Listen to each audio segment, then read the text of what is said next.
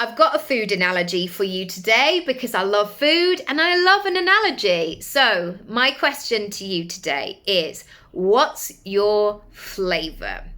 Now, what might be going on here and what might happen is that you might say, I don't want to say what my flavour is because I'm like lots of things and I'm different things on different days, and I am going to throw something out there which may be bold, but I'm going to say it because it's going to save you so much time. Even if you listen to this the first time and you're like, I don't think she's right. And maybe you'll come back to this in 2 years later and it's like, she was right. You being all the flavours to all the people, or assuming that you are, is not helping everybody, because some people don't want your flavour. So if you were a food product sitting in the supermarket, you were beautifully packaged, you were in prime position, you had all your ingredients labelled, and you're just like looking jolly right by the tills, even though that product might be like, everybody loves it, it's amazing, and you should buy it too. If your product has, say, got dairy in it, and somebody who is allergic to dairy is walking by, it is your responsibility to be so clear on what your flavour is. My flavour is for people who can stomach dairy. If you're dairy free, this is not going to work for you.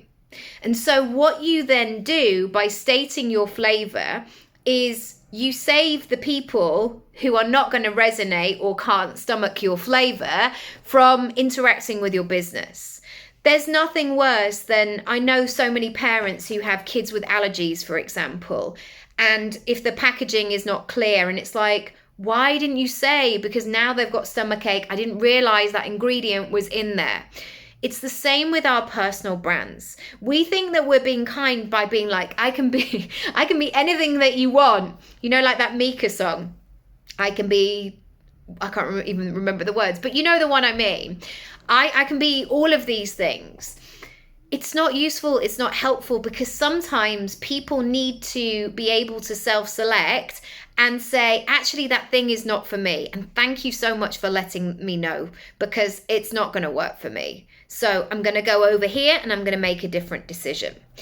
So my question for you is, in terms of your business, in terms of your brand, what is your flavour? And if you are a particular kind of flavour, I want you to lean into it and fully own it and say, yep, do you know what? That is who I am. This is when I work best. This is the full-bodied version of myself.